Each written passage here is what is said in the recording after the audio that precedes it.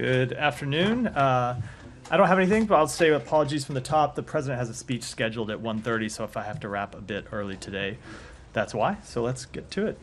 Sure. Yeah. I'd like to ask you about Transnistria. Here comes Matt complaining I'm on time again. It was like 45 seconds. Go ahead. Good. Yeah, no. It's so the separatist authorities there are asking for Russia for protection, extra protection. What is your take on what's happening there in that region? So, given Russia's increasingly aggressive and destabilizing role in Europe, we are watching Russia's actions in Transnistria and the broader situation there very closely. The United States firmly supports Moldova's sovereignty and territorial integrity within its internationally recognized borders, and we continue to encourage Chisinau and Tiraspol to work together and identify solutions to pressing concerns of communities on both sides of the Dnistru. Matt, do you want me to come to you now? Okay. I think it was 2 minutes. I think it was 2 minutes. It was supposed to be 2 minutes. Yeah, well, Humera, go ahead. time is relative. Time is a flat circle. I just want to ask a little bit about the settlements, Matt. So after Secretary's announcement last week, Israeli Finance Minister Smotrich doubled down on those plans, and he said, Israel will continue expanding the settlements in the occupied West Bank. I mean, first of all, do you have a response to that most recent announcement? So my only response is that we are going to continue to be very direct with the government of Israel, both privately and publicly, that we think that their settlement program is both an obstacle to peace and inconsistent with international law. Right. This seems to be another topic between Israel and U.S. that you guys are increasingly at odds, and diplomacy, whatever you're saying to your Israeli counterparts, does not seem to be working. You're unable to convince them, and you're also pushing for a two-state solution. And so what are you going to do differently to get Israeli counterparts on board? How are you going to reconcile the expansion of the settlements with the two-state solution that you're pushing for? So first of all, I'd say that disagreements between the United States and Israel over settlements in the West Bank are something that date back far beyond the outset of this administration. These disagreements go back decades, in fact, over multiple administrations of both parties in the United States and multiple governments of Israel. So that's not a thing that is new in terms of a disagreement between the United States and Israel. Yes, but of course, and with respect to the broader question, we are going to continue to make clear to them, as I said, that we think settlements are an obstacle to peace, inconsistent with their national law, and we're going to have this conversation with them in the context of the larger challenges that Israel faces and the larger opportunity that we are ready to present to them with Arab partners in the region. So we've talked a lot about the work that the Secretary has done with countries in the region who want to further integrate with Israel, want to provide security assurances to Israel, want to move past the disputes that have existed between Israel and those countries for decades, but they're going to need Israel to make some hard choices. So we're going to continue to do that work and have those conversations with Israel. But as I've said a number of times, and as you've heard the Secretary say, ultimately it's Israel that has to make those decisions, and nobody else can do it for them, not the United States, not anybody. Thanks, Matt. Hamas is calling on Palestinians to march on Al-Aqsa Mosque on the first day of Ramadan. I was wondering if the State Department has any comment on this call. So I don't have any comment on the call for marches. I would just say, as it pertains to Al-Aqsa, we continue to urge Israel to facilitate access to the Temple Mount for peaceful worshipers during Ramadan, consistent with past practice, and that'll continue to be our position. Have you received any commitments from the Israeli government that they will allow access to the mosque? We have seen reports about, what's the right word? Plans that are under consideration. I don't know if they've made a final decision over that matter. We have urged them that worshipers should have access to Al-Aqsa during Ramadan. And the point that we have made clear to them is, as is true for a number of areas that we discuss with them, that's not just the right thing to do. It's not just a matter of granting people religious freedom that they deserve and to which they have a right, but it's also a matter that directly is important to Israel's security. It is not in Israel's security interest to inflame tensions in the West Bank or in the broader region, and so we'll continue to make that clear. Would there be any repercussions if any of these far-right ministers who have threatened to go actually worship at Al-Aqsa actually go through I just this? don't want to deal with a hypothetical. And could I follow up? My colleagues just completed an investigation that found that indiscriminate Israeli fire killed scores of members of a family that was sheltering in what they were told was a safe area of Gaza. Has the State Department, can you update us at all on the investigations into civilian harm?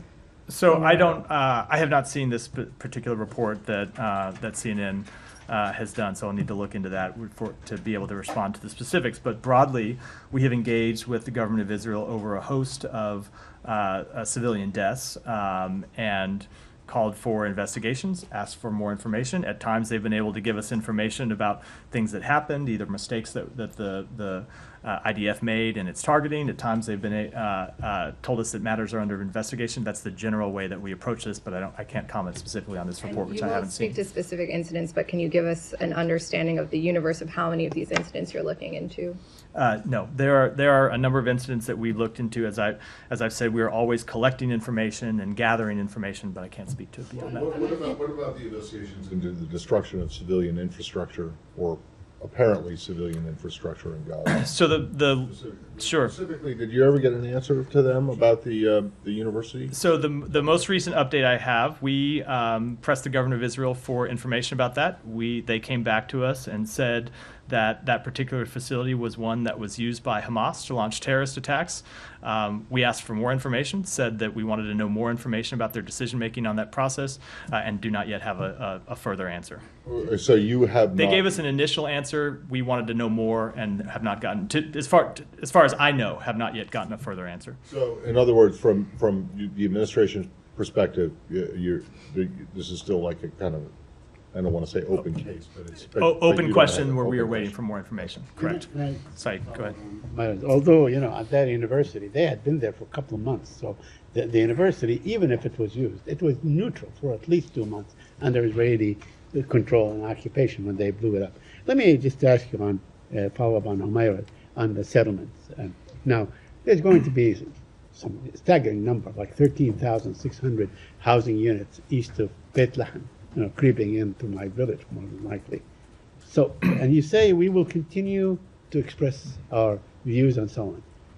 But the Israelis are not listening. So what leverage are you willing to use to say, look, we asked this a number of times in this room, this issue.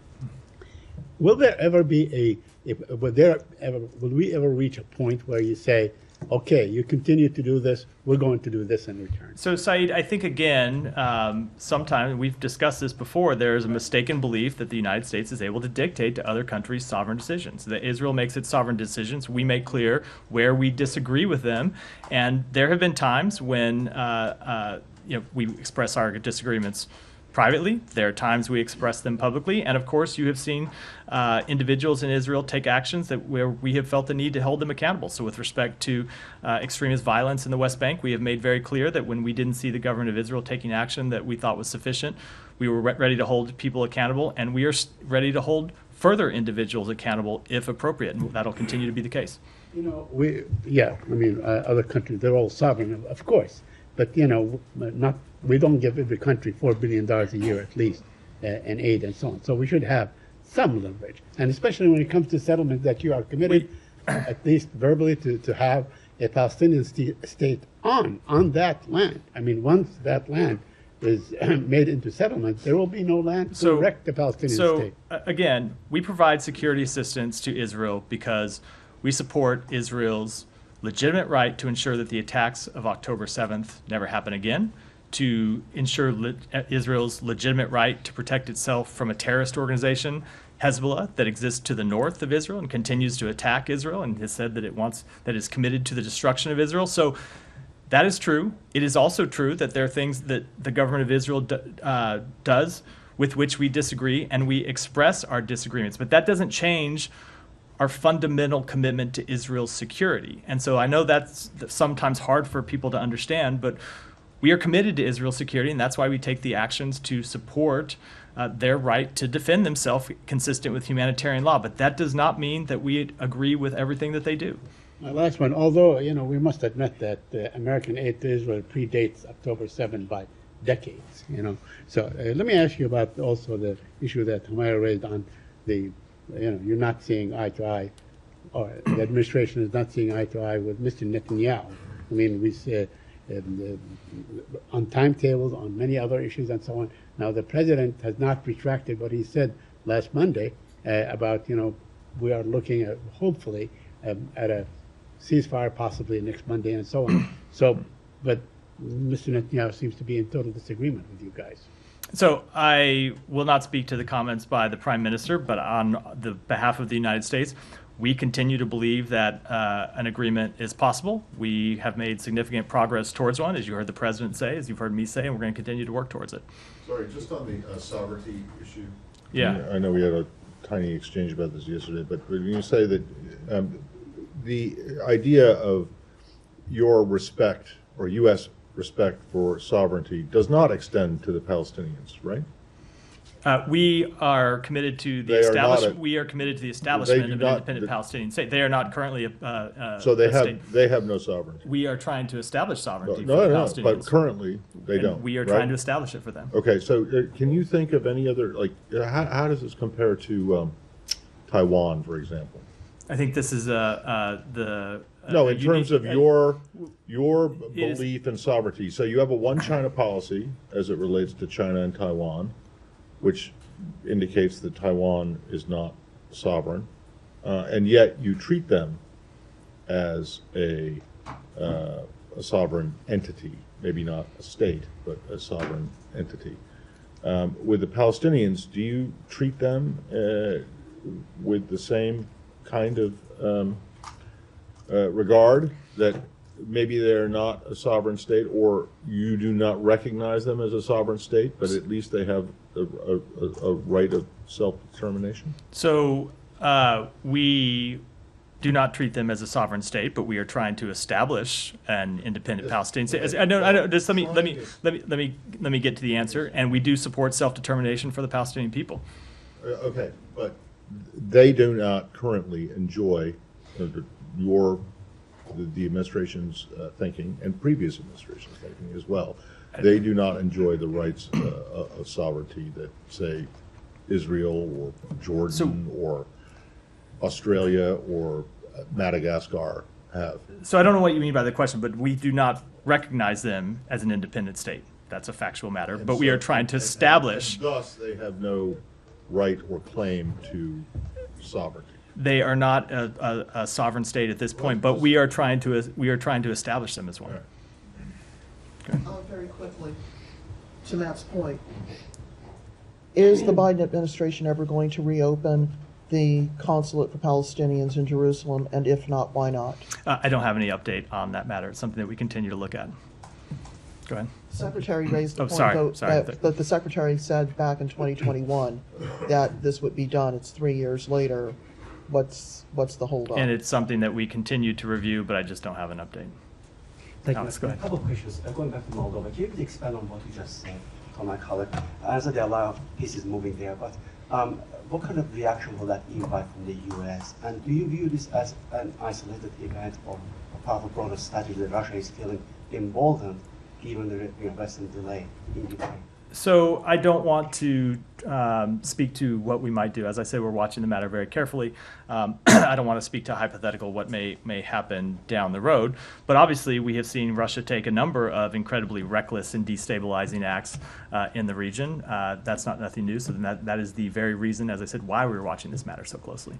In Georgia, Russian occupiers today kidnapped another Georgian citizen in Kareli, and the Georgian government said that they informed international allies, including Geneva process co-chairs, which is the U.S. Do you have any reaction? Let me take that back and get your comment. Thank you so much. On Berlin talks, do you have anything for me? I know the U.S. is not in the room as a Jeremy and I don't have a readout from those talks, so no. And I have two more on Russia, if I may. One more. Okay, I'll try to put them together. About hostages, I know that there are some meetings today in Moscow. There's a chancellor visit to Paul Wayans. Any update on his situation, and also the situation about involving other American consulate? We did have a consular visit with Paul Wayans today. I believe you saw that the embassy made a statement about that. Part of our ongoing, long-standing process to provide consular assistance to American citizens who are detained overseas. We continue to work to try to secure the release of Paul Wayans and Evan Gershkovich, but I don't have any update on it. Janet, go ahead.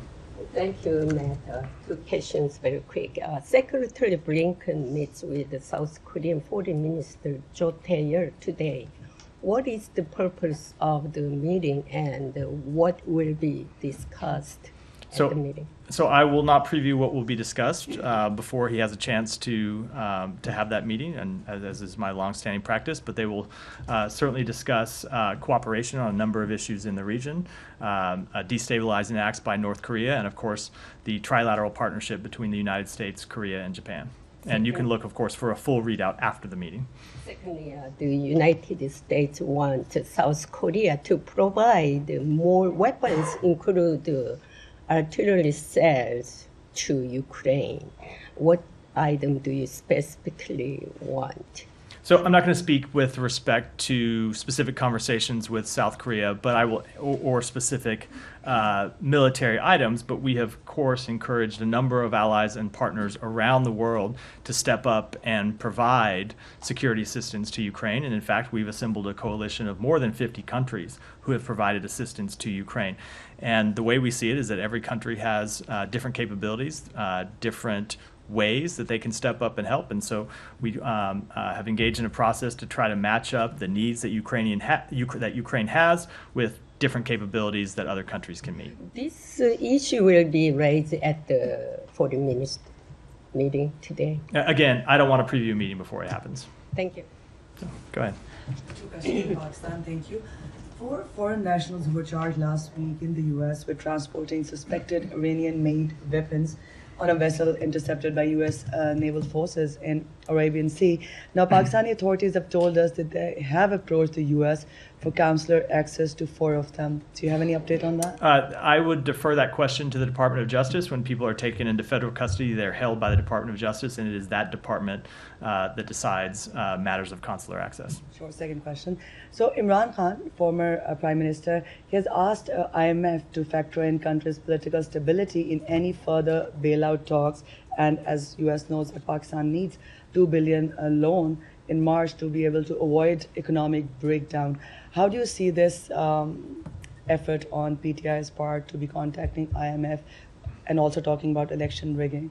So I'll just say with respect to the IMF that we support Pakistan's efforts to break free from the vicious cycle of debt and international financing.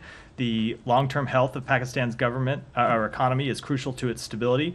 Pakistan's new government must immediately prioritize the economic situation because the policies over the next several months will be crucial to maintaining economic stability for Pakistanis. And we urge Pakistan to continue working with the IMF and other international financial institutions towards macroeconomic reforms. Yeah, go ahead. There's some reporting today about a codel from last week to Cuba about 10 Democratic members of the House. Did state facilitate any of that, or did you have any visibility on that codel? We did not facilitate any meetings that they held. This is what I think you call a no-del, the technical term. Go ahead. Really? So they had absolutely no contact with the embassy? That's not what I said. They may have a contact. That I'm not aware of. We did not facilitate any meetings they had with the Cuban government.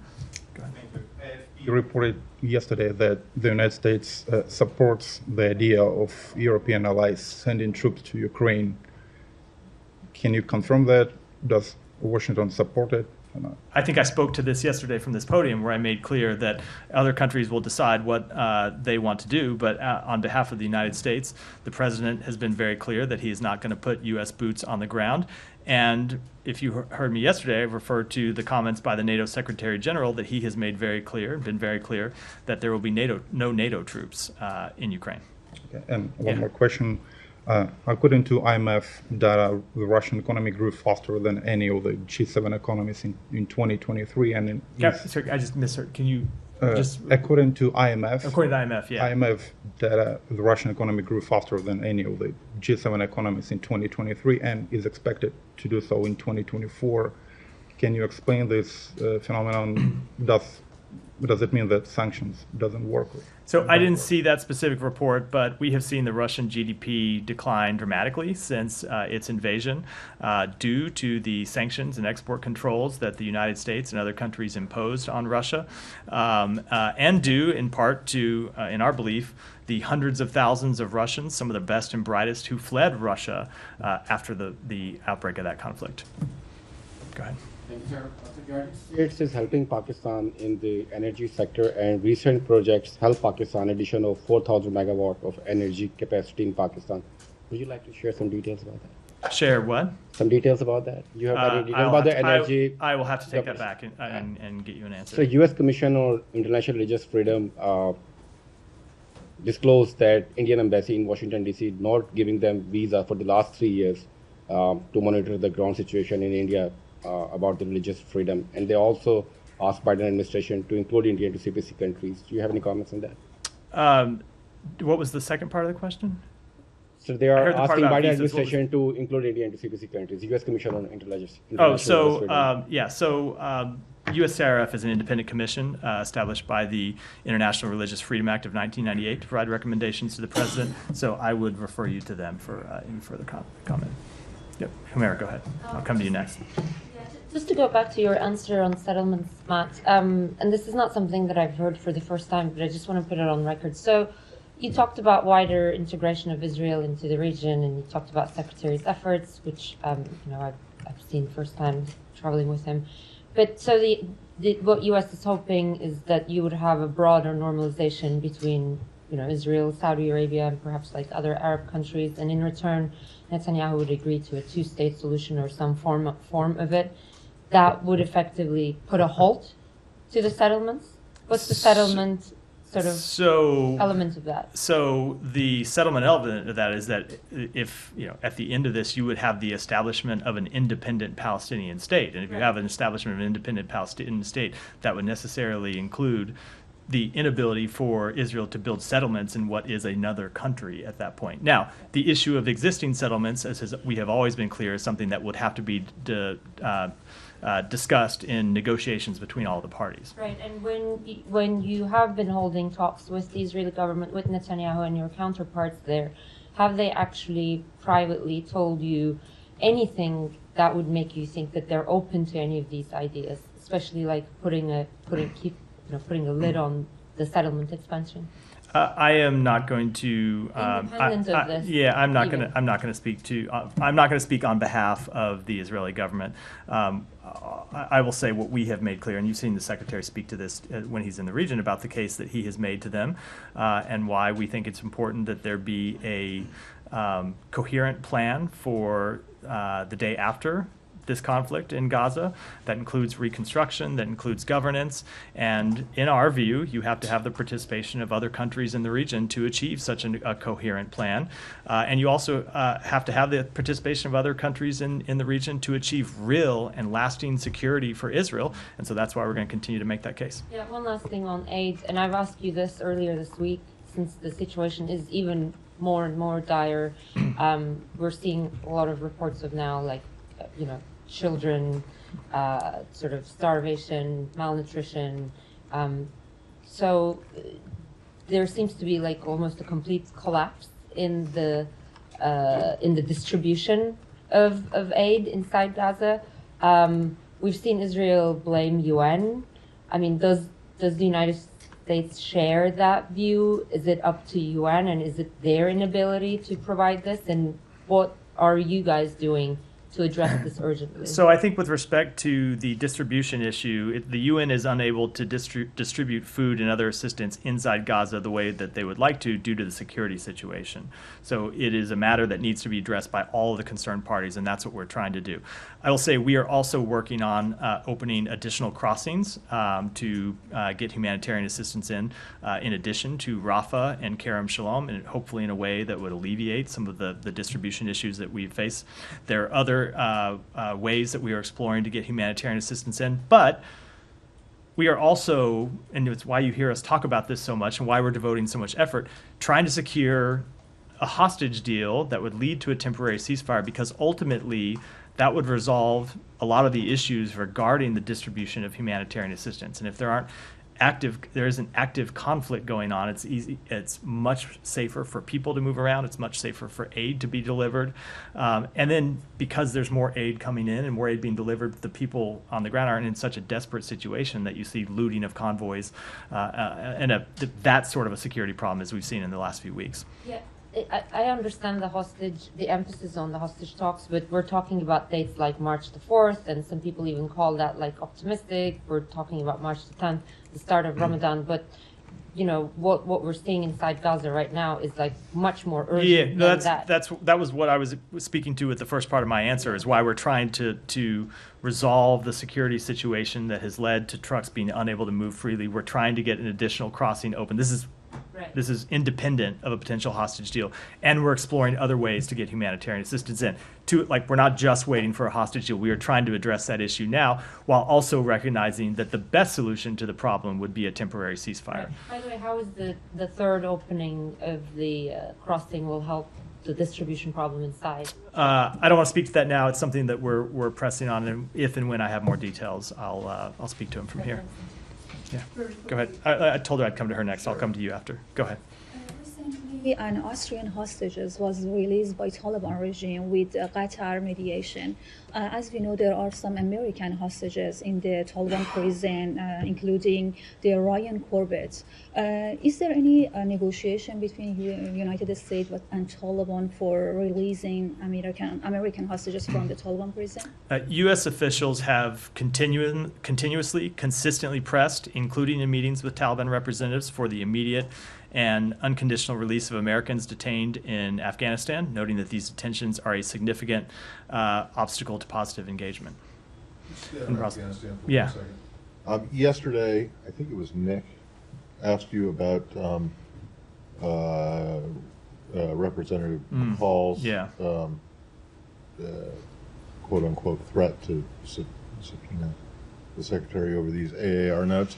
Well, HVAC majority staff is none too happy with the response yesterday. They say it was disingenuous and untrue, basically. Did you, I don't have a position on this because I don't really know. I don't think anyone other than you, but did the State Department tell HVAC majority staff on this call on January 12th that you no longer had custody of the after action review interview notes and couldn't and wouldn't release them unless the White House and the NSC signed off? So I wasn't on that call, and I saw that they had put out a statement right before I walked out of the podium. I didn't get a chance to. I didn't get a chance to read it or look into it, so I'll have to get back to you on that. But there's several specific questions that they have about your response yesterday, and so I just wanted. I'm happy to review the statement and either get back to you afterwards or speak to it from the podium tomorrow. Okay. Well, can you address them? But is it your understanding right now, the current situation is that the State Department no longer has custody or the ability under the Presidential Records Act or whatever it is, executive privilege, to provide those notes to the committee without either the White House or the NSC signing off on it? I'm just going to have to look into it and get back to you. I'm just not aware of the underlying details of the situation. I can say the offer that we have made to them, which is to have the Deputy Secretary come and discuss this with them, still stands, obviously, to try to work through these issues. This is the Deputy Secretary, Rich Verma, yeah. Okay, but they say, though, that he said on this call that you guys wouldn't turn them over, and then when they said, this is what they say again, and they say, well, then Chairman McCall might have to, elevate this to the Secretary's level, and the response was, well, that's his prerogative. Go ahead. Basically, go ahead.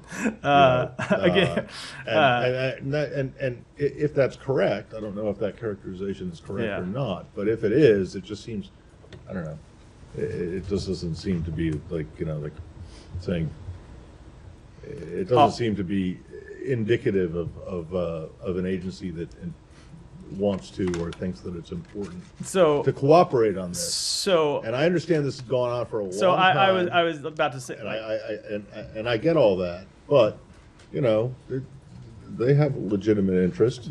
So again, I can't speak to those specific details because I wasn't on the call, as I said, and I have not been able to look into the matters. But as I think you anticipated, I was going to say, we have turned over in this inquiry thousands of pages of documents. We've made available witnesses for transcribed interviews. We have cooperated in a good faith fashion, but as is always true, the executive branch has legitimate confidentiality rights and legitimate privileges that we also expect Congress to respect. And we try to reach an accommodation, and that's what our offer to have the Deputy Secretary come discuss with the committee was ultimately trying to pursue. But the notes that they want to see were not among the documents that were turned over, that you turned over. Well, again, in general, we do have legitimate confidentiality interests and legitimate privileges that we all. That's always the nature of this dispute. I will. And then try to get an answer to the best of your ability to the questions that they raised. Thank you. Go ahead in the back. Thank you. Two quick questions. There were some reports yesterday claiming that U.S. demands Israeli government to submit a written letter on using U.S. weapons in Gaza. I mean, giving some assurances it will abide by international law. Can you have anything on that? So I did see that report, and I think it is just describing the national security memorandum that the president issued in early February that outlines a procedure that is not specific to the state of Israel, but is specific to all countries that receive military assistance from the United States, that those countries provide us written assurances that recipients, number one, will use the weapons in accordance with with the law of war, and number two, will facilitate and not arbitrarily deny or restrict humanitarian assistance. So there is a process that we are engaged in with every country that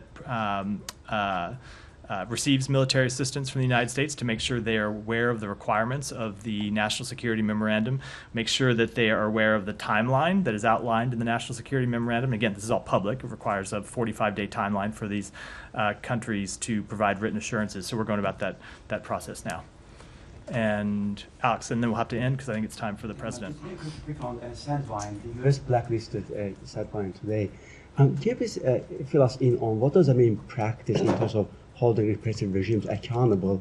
According to Freedom House, Azerbaijan, Russia, the UAE, they have used that company to go after, human rights defenders.